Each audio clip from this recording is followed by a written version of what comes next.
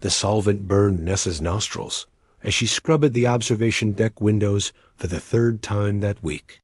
Outside, stars stretched endlessly across the void, their light taking centuries to reach this lonely station floating between worlds.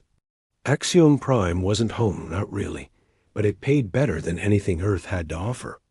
And Nessa had stopped dreaming of home years ago. Her reflection stared back at her from the gleaming glass, brown eyes tired from double shifts, dark hair pulled into a practical bun, coveralls stained with a rainbow of cleaning chemicals.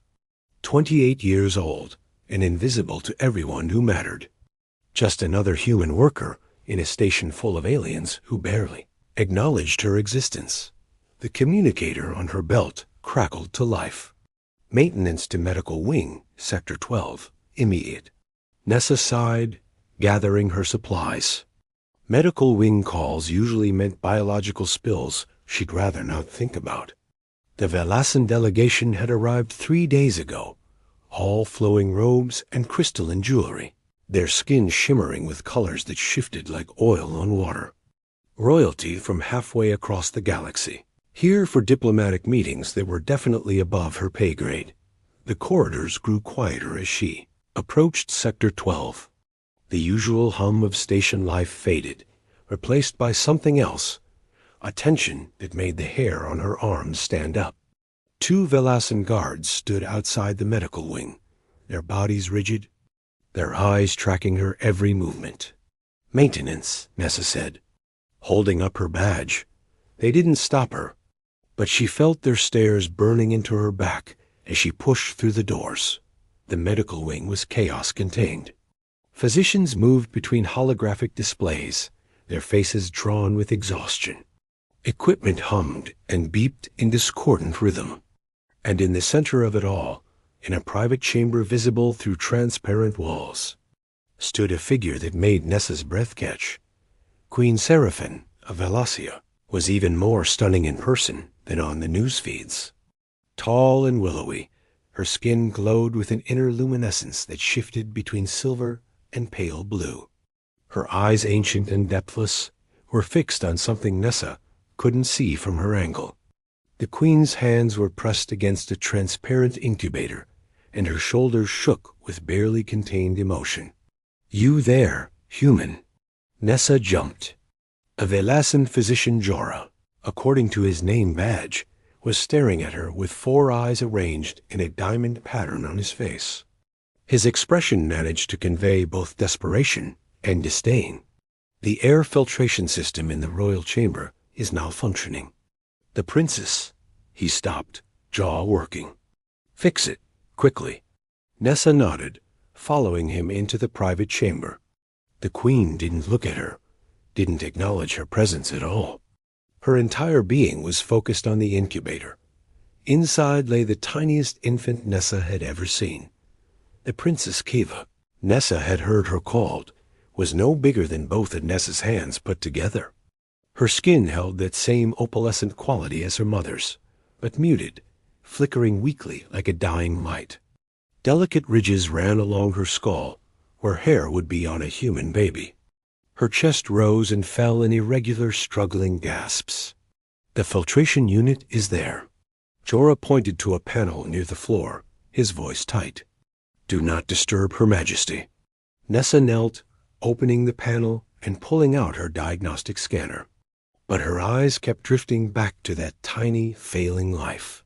Monitors displayed information she couldn't fully read, but the trends were clear enough. Everything was declining. How long?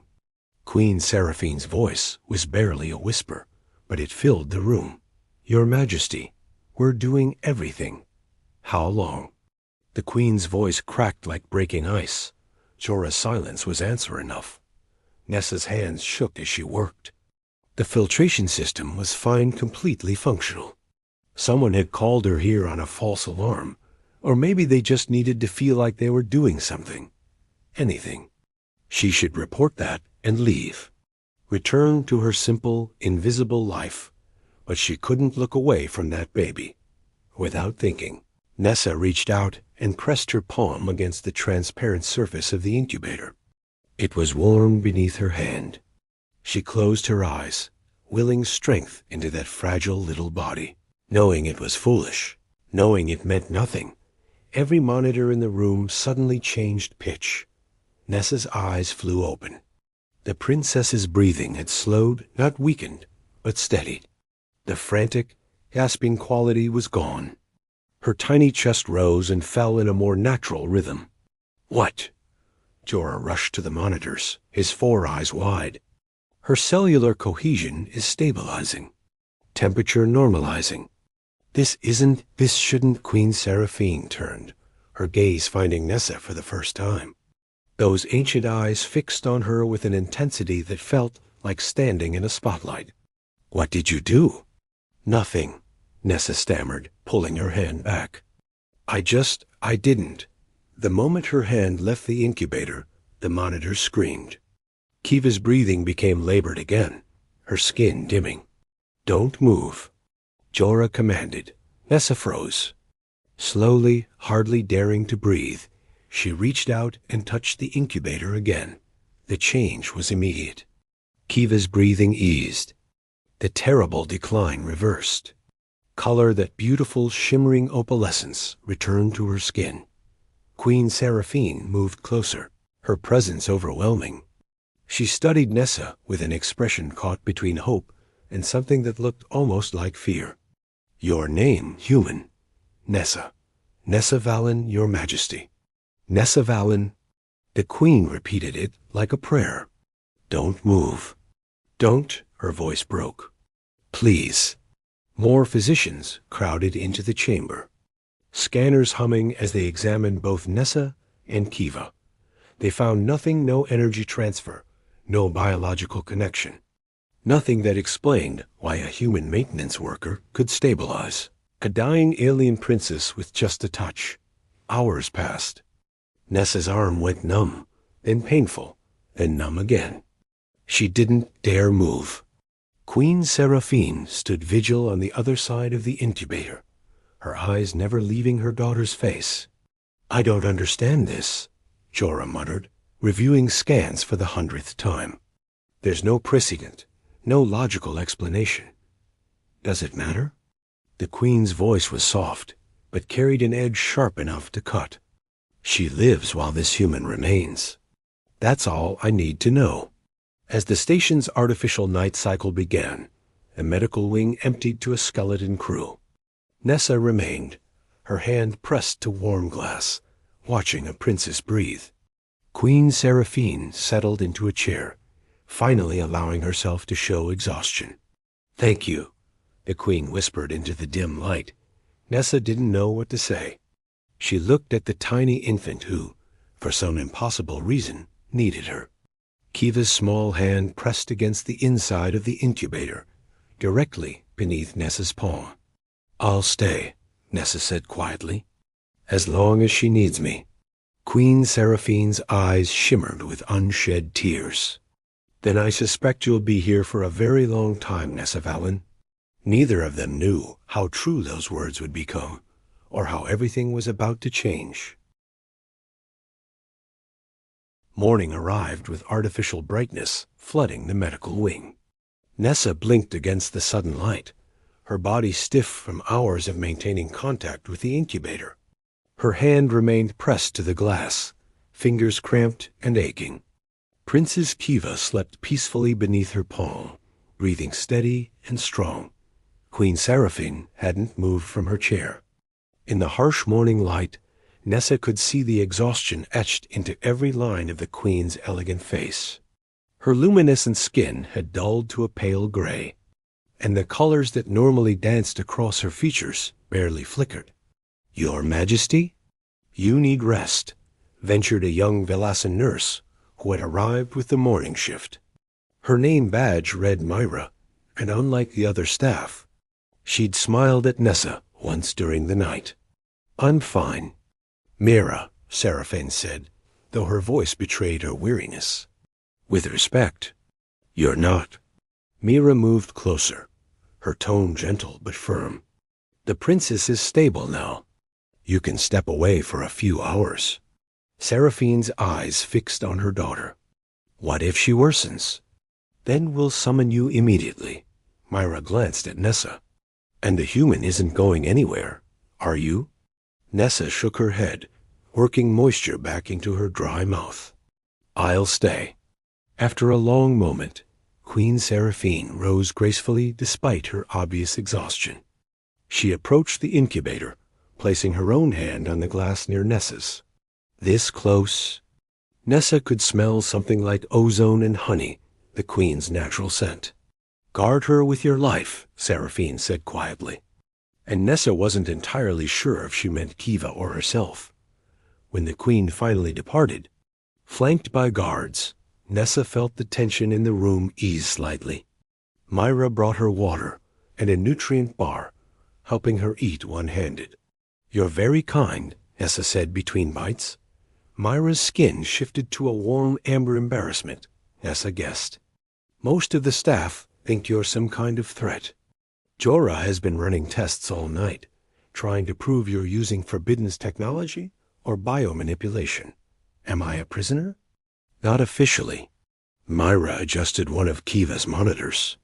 But you're not exactly free to leave either. The Queen has declared you essential to the princess's care. She paused, her voice dropping. There are rumors spreading through the palace delegation. People want answers about why a human can do what our best physicians cannot. Before Nessa could respond, the chamber doors slid open with a hiss that made her jump. A Velassan male strode in, his presence commanding immediate attention. He was shorter than Queen Seraphine, but broader. His skin a deeper blue with silver geometric patterns that seemed to pulse with energy. His robes were military in style, decorated with medals and insignia. So this is the miracle worker, he said, his voice smooth as silk and twice as dangerous. Myra's colors flashed to a frightened purple. She bowed deeply. Prince Demon. We weren't expecting, clearly. His eyes, 6 of them, arranged in 2 rows, studied Nessa with unsettling intensity. Leave us, Myra. But the princess will be fine for a few moments. Go. Myra fled, casting one worried glance back at Nessa before the doors closed. Prince Demon circled the incubator slowly, like a predator assessing prey. Fascinating. A human maintenance worker saves the royal heir. It sounds like a fairy tale, doesn't it? I don't know what I did, Nessa said carefully. I only know it helps her. Yes, but why? Demon stopped directly across from her, the incubator between them. What makes you special, Nessa Valen? What makes you so essential to my niece's survival? The way he said niece carried a weight that made Nessa's skin crawl. I don't know, she repeated. Don't you? His smile didn't reach his eyes. No theories? No guesses? Surely you must wonder what cosmic coincidence brought a human into contact with our princess at her most vulnerable moment. Nessa kept her expression neutral, though her heart hammered. I was called to fix an air filtration system. That wasn't malfunctioning. Yes, I checked. Demon leaned closer. Someone wanted you in this room, Nessa. Someone knew you would help. The question is who and why. I think you should leave, Prince Demon. Both of them turned. Queen Seraphine stood in the doorway, her exhaustion replaced by cold fury.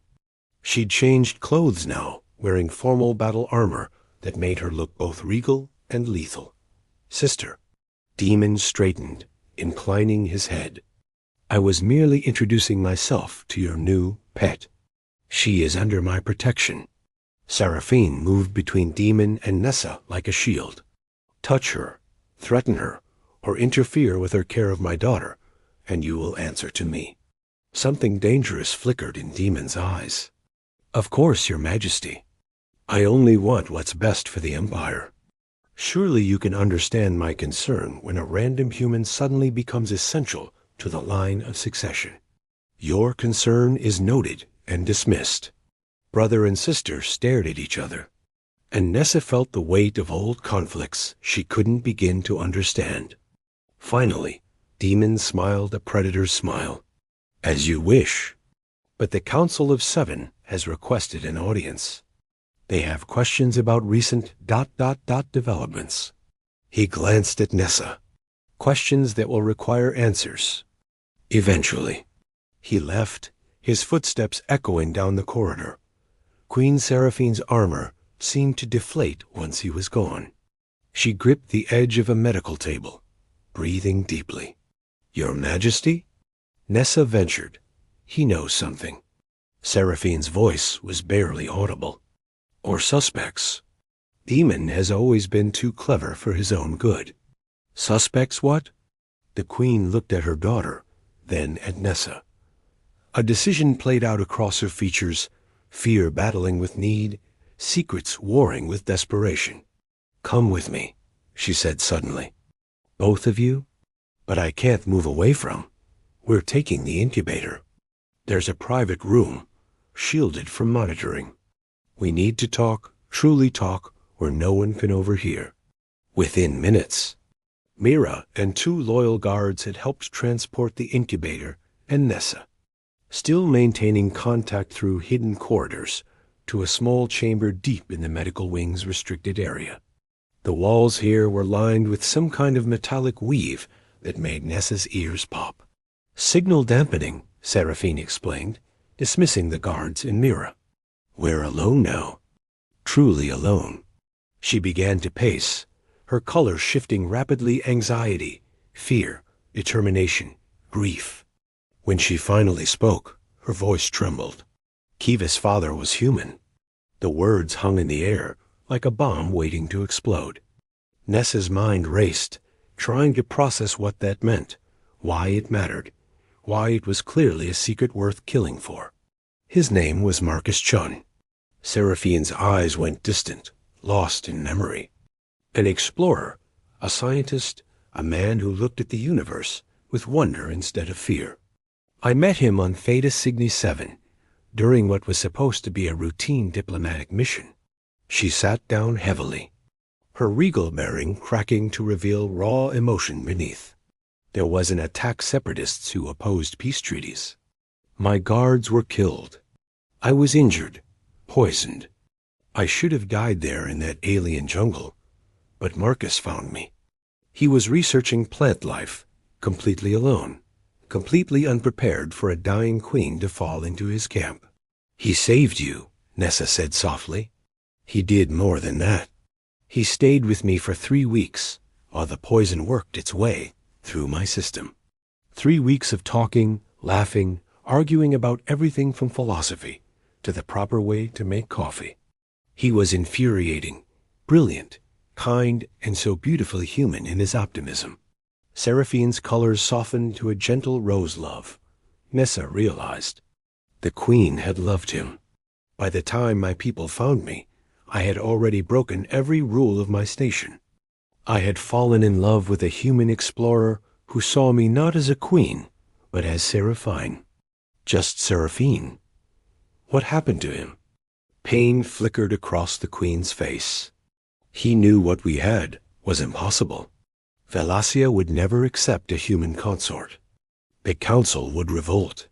So he left, made it look like he'd simply moved on to his next research project. We had one night together before he went.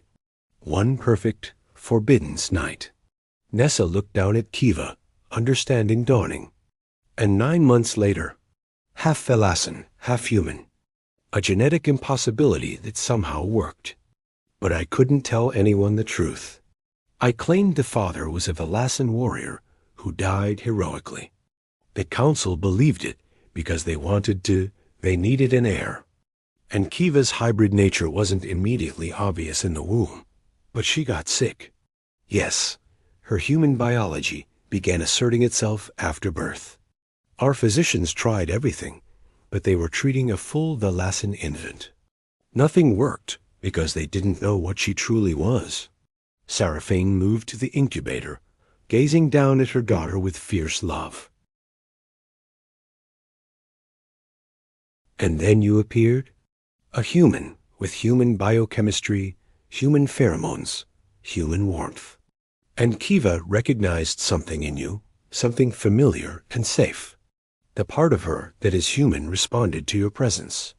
Nessa felt tears burning her eyes. She thinks I'm family. In a way, you are. You're the first human she's been near since birth. Her body understands what her mind cannot, that you represent the half of her heritage she's been denied. The implications crashed over Nessa like a wave. If anyone learns the truth, they'll declare her unfit to rule. Demon will challenge for the throne. The empire will fracture into civil war. Seraphine's voice hardened. And you, Nessa Valen, will be labeled a conspirator or worse. They'll make you disappear to protect the secret. Then why tell me? Because you deserve to know why your life is in danger. And because Seraphine met her eyes, and Nessa saw naked vulnerability there. Because I'm asking you to stay anyway. Not ordering as a queen, but asking as a mother. Please help me keep my daughter alive. Nessa looked at the tiny princess, at this innocent child caught between worlds and politics she couldn't understand. Kiva's small hand pressed against the glass beneath Nessa's palm, trusting and warm. I'll stay, Nessa said, for as long as she needs me. Relief flooded Seraphine's features, but it was quickly replaced by worry. Demon is suspicious. The council will investigate. We may not have much time before everything unravels. Then we'll face it when it comes. Seraphine studied her for a long moment. You're braver than you know, Nessa Valen, or more foolish. A small smile touched the queen's lips, the first genuine smile Nessa had seen from her. It transformed her face, made her look younger and infinitely more beautiful. The moment shattered when alarms blared throughout the medical wing. Security breach, a voice announced over the intercom. All personnel to emergency stations. Intruder in the royal wing. Seraphine's hand went to a weapon at her belt. Stay here. Don't let anyone in except Myra or my personal guards. Wait. But the queen was already gone.